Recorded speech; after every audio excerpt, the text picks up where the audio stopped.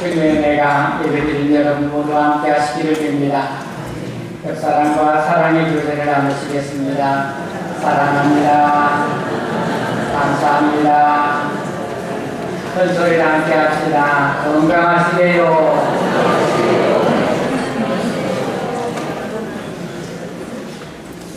아프지 마세요.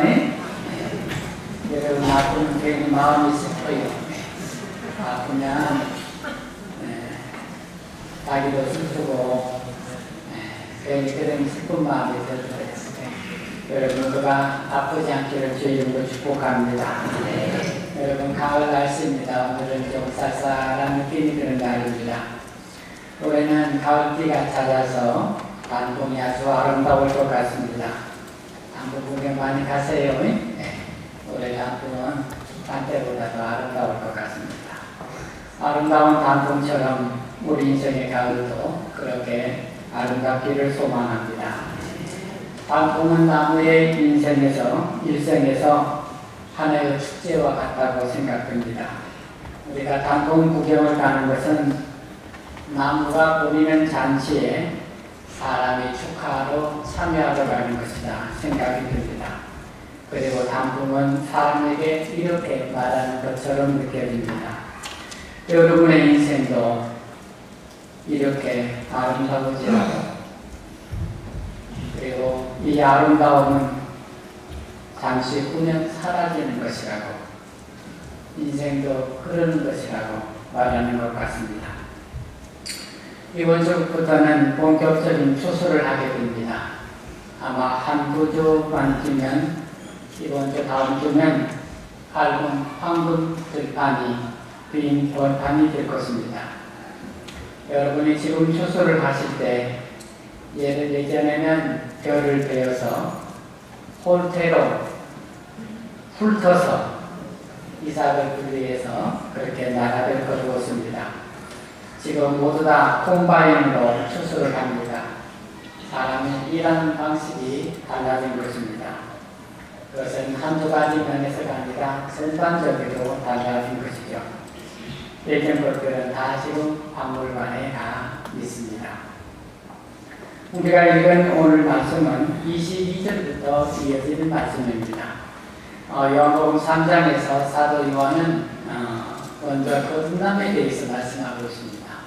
하나님 나라에 들어가는 방법으로 거듭남에 대해서 쭉 말씀을 하시고, 이 거듭남이 이제 대해서 영생을 설명하면서 사도 세례 요한을 통해서 예수님의 어떤 모습인가를 우리에게 설명을 해주고 있는 부분입니다. 세례 요한은 예수님과 자신을 비교합니다. 22절부터 이하의 말씀입니다. 세례 요한은 예수님과 자신을 비교하면서 예수님을 증거하고 있습니다. 세 가지 내용을 갖고 있어요. 하나는 예수님의 모든 일은 하나님에게서 비롯된 것이다. 세례 요한은 예수님을 증거하면서 예수님의 모든 일은 하나님으로부터 비롯된 것이다, 이렇게 설명합니다. 여러분, 우리가 오늘 본문을 읽지 않았습니다만 27절에 만일 하나님이 하늘에서 주신 바가 아니면 사람이 아무것도 받을 수 없다 하십니다. 하나님이 허락하신 일이 아니면 예수님이 하신 일은 아무것도 사람이 할 수 있는 일은 아니다. 또 두 번째는요, 요한은 예수님 메시아 되심과 하나님의 아들 되심을 증거하는데, 여러분 29절 성경을 한번 보실까요? 29절, 요한은 예수님은 신랑이고 자신은 신랑 친구라고 말합니다. 여러분, 결혼과 신랑이 의미하는 성경에 의미가 있어요. 그걸 종말론적인 의미라고 하는데, 결혼과 신랑이 의미하는 바가 있습니다. 신랑은 메시아를 상징하고, 결혼은 메시아가 오셔서 이루어지는 축제를 상징합니다. 그래서 세례 요한이 예수님을 신랑으로 묘사하고, 그리고 자기는 신랑 친구라 할 때, 이 신랑은 예수님께서 메시아로 오셨다는 사실을 증거하는 거고, 신랑 친구는 결혼식에서 중요한 역할을 하는데 이 결혼식은 메시아와 함께 있는 사람들이 벌이는 축제를 말하는 것입니다. 다음에 요한은 30절에서 그는 흥하여야 하겠고 나는 쇠하여야 하리라 그렇게 말합니다. 세례 요한이 나타내는 표시하는 것이 있어요. 그게 뭐냐면 구약시대를 상징적으로 예표하는 것입니다. 세례 요한은 구약의 모든 전통과 그것을 이어받는 대표적인 사람으로서 세례 요한을 말합니다. 다음에 예수님께서는 이제 하나님께서 열어가실 구원의 새 시대를 예수님을 통해서 말하고 있습니다. 그러면서 세례 요한은 그는 흥하여야 하겠고 예수님은 일어나야 되고 그리고 자신은 쇠하여야 하겠다. 나를 자기를 통해서 표현되는 구약 옛시대는 이제는 물러가고 예수님을 통해서 이루어지는 신약의 새 구원사를 이제 흥하여야 된다. 그것이 활짝 열려야 된다. 이렇게 증언하고 있습니다. 여러분 이것이 22절부터 30절까지의 내용이에요. 그리고 요한은 예수님을 통해서 이루어질 새 시대의 구속, 하나님의 구원에 대해서 말해줍니다. 오늘 여러분과 함께 나눈 말씀에 우리가 믿음으로 나아가게 되기를 주의 이름으로 축원합니다. 여러분이 믿어야 될 것을 첫 번째로 말씀드립니다. 여러분 이것을 마음에 믿어야 됩니다. 따라서 합시다. 예수님은 하나님으로부터 오셨습니다. 자, 예수님은 하늘에서 왔다. 하늘로부터 왔다. 위에서 왔다. 하나님으로부터 왔다. 같은 뜻이에요. 예, 여러분 우리가 예수님을 믿을 때 그분은 하나님께서 보내신 분 이렇게 믿는 것 이것이 우리의 믿음이 되어야 된다는 것을 믿으시길 바랍니다. 여러분 성경 31절 32절 읽겠습니다. 31절 32절입니다. 같이 읽습니다. 위로부터 오시는 이는 만물 위에 계시고 땅에서 난 이는 땅에 속하여 땅에 속한 것을 말하느니라. 하늘로부터 오시는 이는 만물 위에 계시나니 그가 친히 보고 들은 것을 증언하되 그의 증언을 받는 자가 없도다. 여러분 세례 요한은 이 말씀으로 예수님을 증언하고 있어요. 위로부터 오시는 이는 예수님을 말합니다. 예수님은 위로부터 오셨어요. 하나님으로부터 왔고 하나님에게서 온 것입니다. 땅에서 난 이는 요한을 말하는 것입니다. 세례 요한은 말해요. 그래서 요한은 예수님과 자신은 존재의 차원이 다르다는 것을 이 말로 설명합니다. 세례 요한과 예수님은 옛 시대와 새 시대를 대표하는 거예요. 그런데 자기는 땅에서 난 사람이고 예수님은 하늘로부터 오신 분이다. 위로부터 오셨다. 하나님에게서 오셨다. 이렇게 말합니다. 그래서 예수님과 자신을 존재의 차원, 존재의 기원이 다르다고 설명하고 있습니다. 여러분 땅이라는 말은 게스라는 말인데 여기서는 세상을 의미합니다. 세례 요한은 세상에서 이 세상에서 태어난 사람입니다. 요한은 땅에 속했습니다. 하늘에 반대되는 개념으로서 땅을 말하는 것입니다. 땅에 있는 모든 존재들의 특성이 있습니다. 변하기 쉬운 것입니다. 덧없는 것입니다. 허약한 것입니다. 이게 땅에 속했다, 세상에 속했다는 것의 의미입니다. 땅에 있는 존재들은 다 변하는 것입니다. 다음에 요한은 예수님을 위로부터 오시는 이라 설명합니다. 그분은 하늘로부터 오시는 분이십니다. 하늘로부터 오신다는 말은 하나님으로부터 오신다는 말입니다. 하나님이 보내신 분이시다 하는 뜻입니다. 요한은 자신의 기원은 땅, 곧 이 세상이지만 예수님의 기원은 하늘, 곧 하나님이시라고 설명합니다.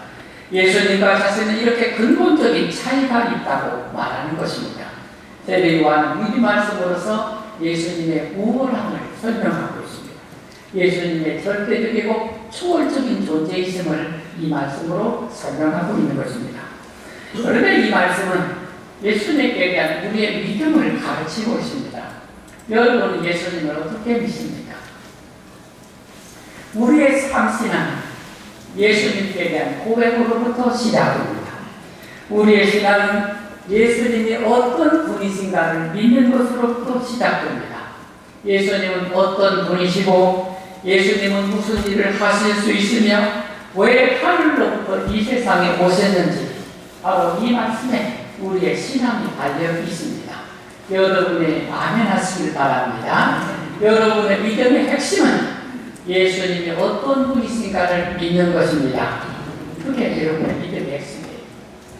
바로 세례 요한은 예수님은 하늘로부터 왔다. 이것을 우리의 신앙 고백이 되어야 됩니다.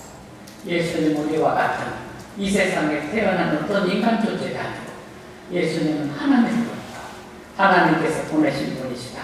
이것을 우리의 예수님께 대한 고백이 되어야 하는 것입니다. 예수님은 하늘로부터 하나님으로부터 오셨습니다. 그분은 만물 위에 계십니다. 이 만물 위에 계신다는 말은 두 가지 의미를 갖고 있어요. 하나는 만물을 초월하여 계신다. 이게 첫 번째 의미입니다. 예수님은 만물 위에 계세요. 그분이 이 세상에 오셨지만 예수님은 이 세상을 초월하여 계시는 것입니다. 또한 만물 위에 계신다는 말의 두 번째 의미는 만물을 지배한다는 뜻입니다. 위에 있다는 말은 힘의 개념을 갖고 있는 것이죠. 그래서 하나님께서는 예수님께 이 만물을 다스리고 지배하는 권세를 주셔서 예수님은 세상을 지배할 권세를 가지고 세상에 오셨다는 것입니다. 이렇게 위에서 오신 예수님은 그분이 보고 들은 것을 증언합니다. 성경을 보시기 바랍니다. 위에서 오신 예수님은 그분이 보고 들은 것을 증언합니다. 그런데 사람들이 예수님의 증언을 갖지 않았습니다. 하늘에서 오신 예수님께서 하늘의 예배를 얘기하셔요. 그분이 보고 들은 것, 하나님으로부터 받은 것을 사람들에게 말씀해 주시는 거예요. 그런데 사람들이 그 말씀을 못 알아들어요. 예수님의 증언을 사람들이 받지 않는 것입니다. 예수님께서 위에서 보고 들은 것을 들었다는 것은 예수님께서 하나님과 교통하셨다는 것을 말합니다. 예수님은 하나님의 모든 것을 눈으로 보셨고 귀로 들으셨습니다. 하나님의 생각과 의지를 직접 보고 들을 수 있는 분은 아들과 성령밖에는 없습니다. 예수님은 하나님의 말씀으로서 창세전부터 하나님과 함께 계셨던 분이십니다. 요한복음 1장에서 사도요한은 그렇게 설명합니다. 그러므로 하늘의 일에 관하여 모든 것을 확실히 알고 계시는 분은 예수님이십니다. 이처럼 예수님의 증거가 참된 진리임에도 불구하고 예수님의 증거를 받아들이는 사람이 없었다고 합니다. 수많은 사람이 예수님의 말씀을 듣고 예수님의 기적을 보았습니다. 그러나 정작 복음을 받아들인 자는 적었다는 것입니다. 예수님의 말씀을 듣고 감동을 했습니다. 예수님의 기적을 보고 놀랐습니다.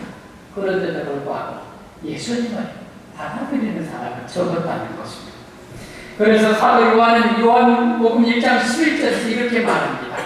참 믿되시는 메시아가 자기 땅에 오셨으나 어둠 가운데 있던 백성들은 그를 영접하지 않고 배척하였다. 하나님의 아들을 빛으로서 세상에 오셨으나 이 세상의 모든 사람들이 하나님의 아들 자신의 구주로 영접하지 않았다는 것입니다. 그런데 예수님의 말씀을 듣는 사람들은 확인을 하게 됩니다. 무엇을 확인하게 될까요? 예수님이야말로 하나님이 보내신 메시아라는 사실을 예수님의 말씀을 듣고 받아들이는 사람은 그것을 믿게 된다는 것입니다. 이 믿음이 여러분의 것이 되기를 축원합니다. 33절 말씀, 그의 증언을 받은 자는 하나님이 참되시다는 것을 인쳤느니라.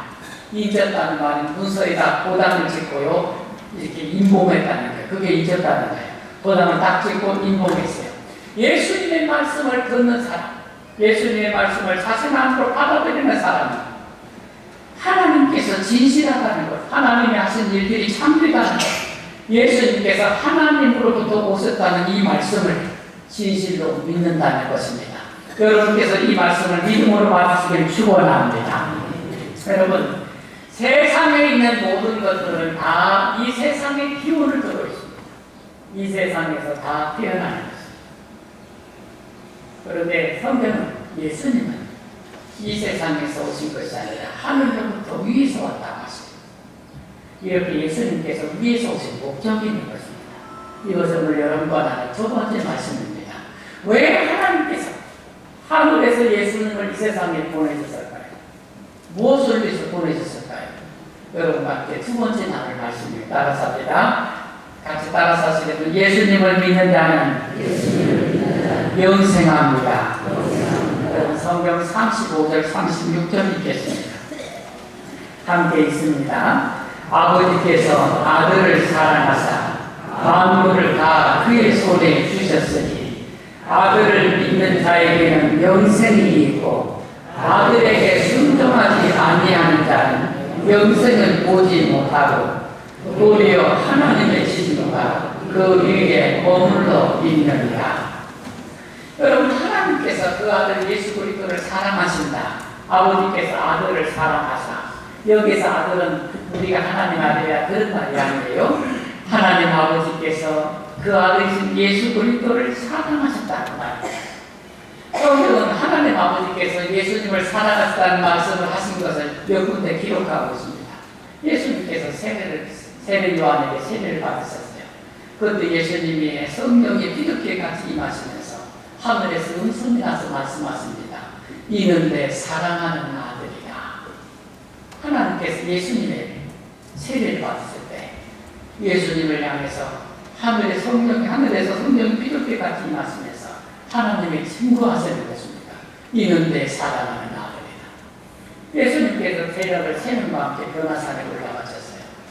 구름이 크게 가운데 예수님께서 빛으로 변화되셨어요. 그때 하나님께서 소리를 내서 제자들에게 예수님을 증거하시면서 말씀하셨어요. 이는 내 사랑하는 아들이니 너희는 그의 말을 들으라. 이는 내 사랑하는 아들이다. 예수님은 하나님의 참된 아들이심을 믿으시길 주의 이름으로 축원합니다. 그 아들을 하나님이 사랑하셔서 뭔가를 주셨어요.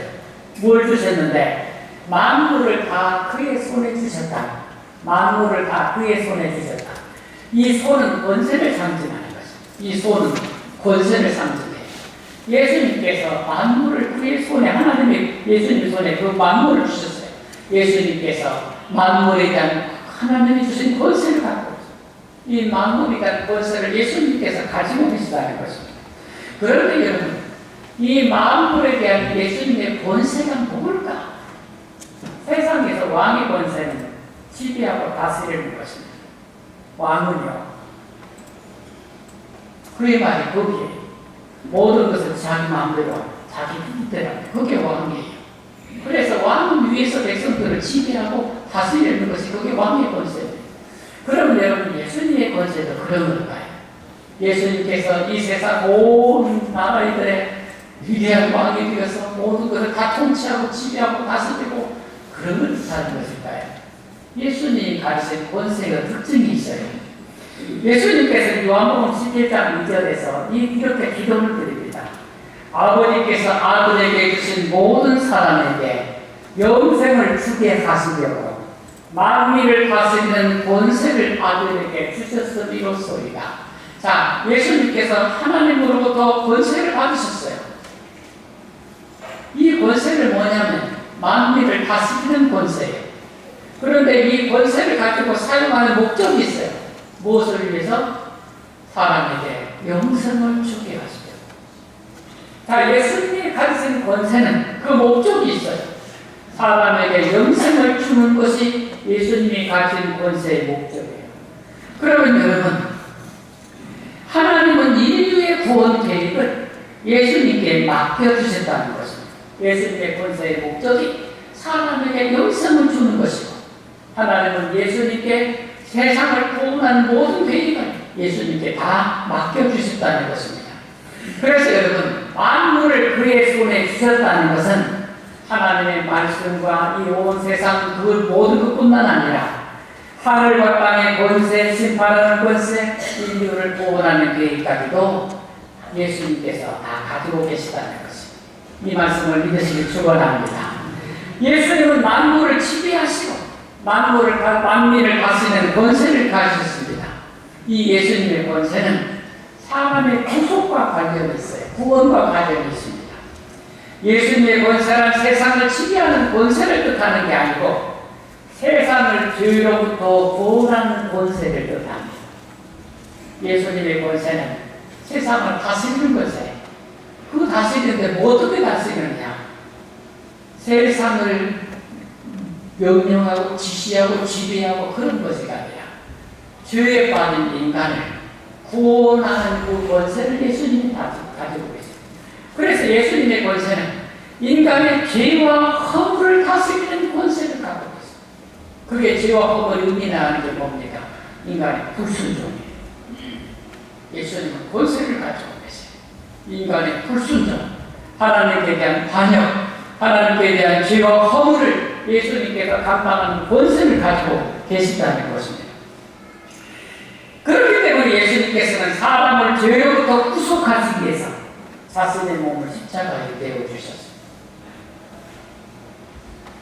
예수님은 자신의 몸으로 십자가에서 인간의 죄값을 치르셨습니다.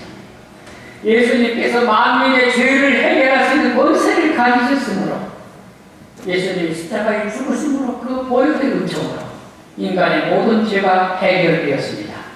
하나님께서 우리에게 그 아들을 보내신 궁극적인 목적은 우리에게 영생을 주시기 위해서입니다. 우리가 하나님 안에서 영생하는 데 방해가 되는 게 무엇입니까?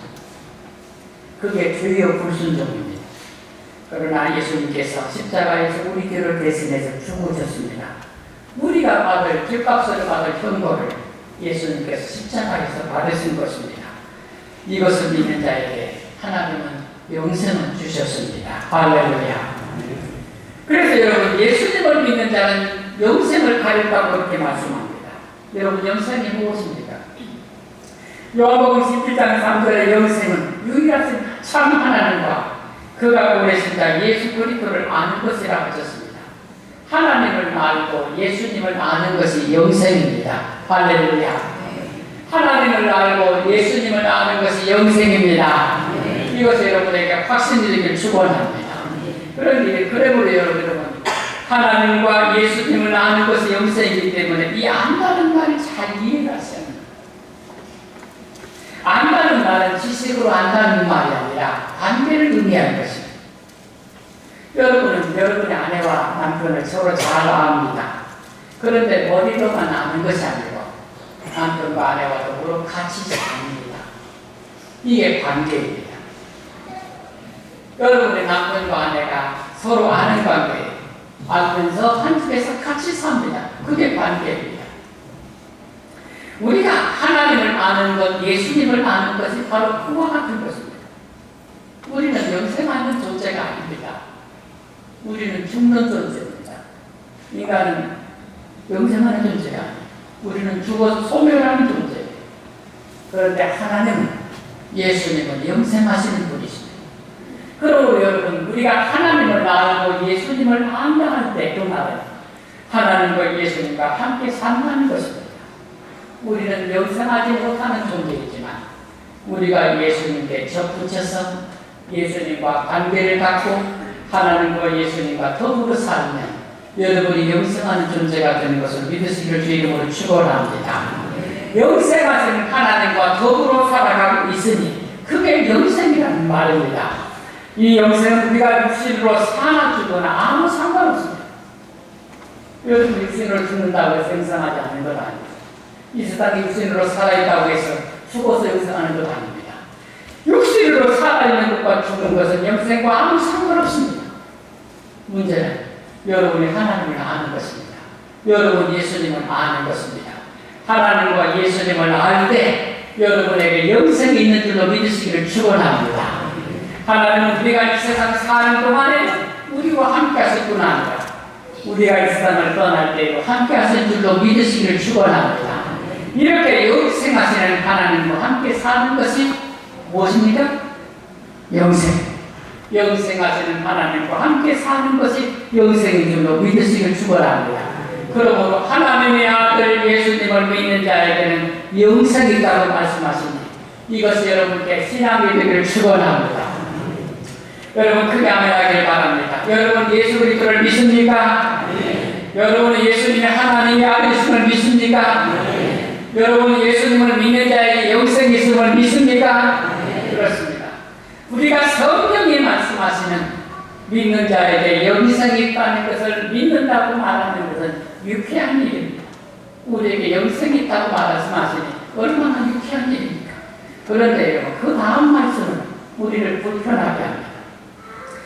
아들에게 순종하지 아니하는 자는 영생을 보지 못하고 도리어 하나님의 진노가 그 위에 머물러 있느니라. 오늘 여러분께서는 여러분 예수 그리스도를 믿는 까닭에 자기 위에 내 안에 하나님의 영생이 있다는 사실을 믿어서 아멘할 때 기쁩니다. 그런데 혹시라도 여러분이 안 믿는 자녀들은 어떻게 될까요? 우리 안 믿는 이웃들에 대한 생각은 어떻습니까?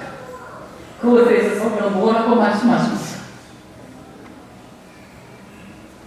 아들에게 순종하지 아니하는 자는 영생을 보지 못하고 도리어 하나님의 진노가 그 위에 머물러 있느니라. 예수님을 받아들이지 않는 사람은 영생을 보지 못합니다. 왜 그렇습니까? 예수님과 하나님을 알고 그와 함께하는 것이 영생인데 예수님과 하나님을 멀리 두고 있으니 도대체 영생을 볼 수가 있겠습니까? 그렇지 않습니까? 예수님과 하나님과 알고 지내는 것, 그와 관계를 맺고 살아가는 것, 그게 영생인데 예수님을 알지도 못하고 하나님을 알지도 못하는 사람은 어떻게 영생을 볼 수 있겠습니까? 볼 기회가 없지 않습니까? 하나님을 마음에 모시지 않으면 하나님의 영생을 누릴 수 없는 것입니다. 하나님의 영생을 누리지 못하면 그 다음은 어떻게 될까요? 그렇습니다. 하나님의 진노를 받게 됩니다. 우리는 모두 다 믿는 자나 안 믿는 자나 하나님의 진노 아래 놓인 존재입니다. 무엇 때문입니까? 우리의 불순종 때문입니다. 죄와 허물 때문에 우리는 의로우신 하나님의 진노 아래 다 있었습니다. 그런데 여러분에게는 그 진노가 지나갔습니다. 어디에서? 예수님 십자가에서. 여러분이 하나님을 알고 예수님을 여러분의 구주로 영접하는 순간에 예수님이 십자가에 그분의 희생으로 우리에게 임한 진노가 지나갔습니다. 하나님의 진노를 예수님이 다 받으신 것입니다. 우리에게 진노가 없었던 것이 아닙니다. 우리가 받을 진노를 예수님이 다 받으셔서 우리에게서 그 진노는 지나갔다는 것입니다. 그런데 여러분, 이 하나님을 알지 못하고 예수님을 받아들이지 않는 사람은 여전히 진노가 남아있는 것입니다. 하나님의 진노가 남아있습니다. 영생을 볼 수가 없습니다. 그에게 남아있는 건 하나님의 진노라는 것입니다. 진노는 오르게라는 말입니다. 이 말은 죄에 대한 하나님의 분노를, 죄에 대한 하나님의 감정을 표현할 때 쓴 말입니다. 진노예요. 하나님이 노하십니다.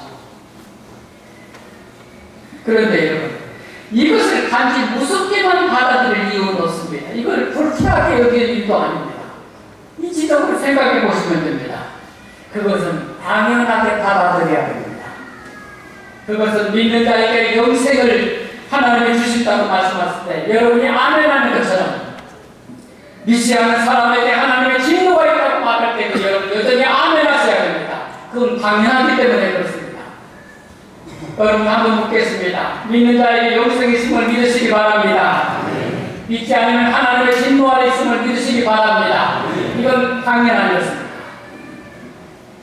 왜 당연한 것입니까? 예수 그리스도를 받아들이지 않으면 예수 그리스도 안에 있는 사죄의 은총을 누리지 못합니다. 예수님 안에 있는 영생의 복도 받을 수 없습니다. 여러분, 비 오는 날 우산을 들고 사람들에게 말합니다. 우산 안으로 들어오시오. 우산을 들어오시오. 그런 당신은 비를 맞지 않을 수 있습니다. 우산 안으로 들어온 사람 비를 맞지 않을 수 있습니다. 그런데 고집부리고 안쪽으로 사면 어떻게 합니까? 오는 비를 받을 수밖에 없는 것 아닙니다. 하나님께서 우리에게 구원과 영생을 주셨는데 예수 그리스도 안으로 들어오면 하나님께서 구원과 영생을 주신다고 말씀하셨는데 그 말씀을 듣고 안 들으면 어떻게 하겠습니까?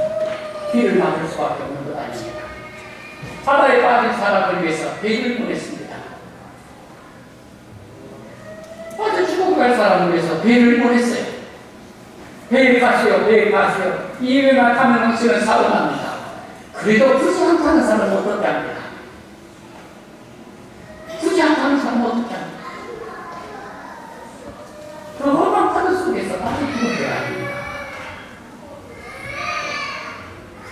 믿음으로 예수 그리스도를 받아들이지 않으면 하나님의 영생을 볼 수 없습니다.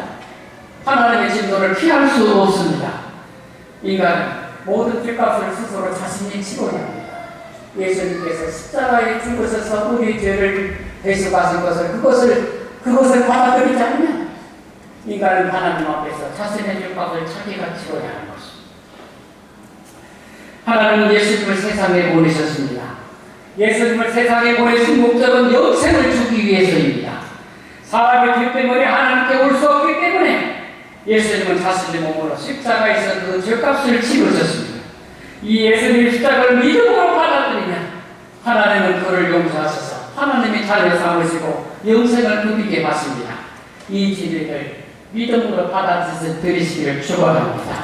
아멘 하시길 바랍니다. 예수님은 하나님으로부터 오셨습니다.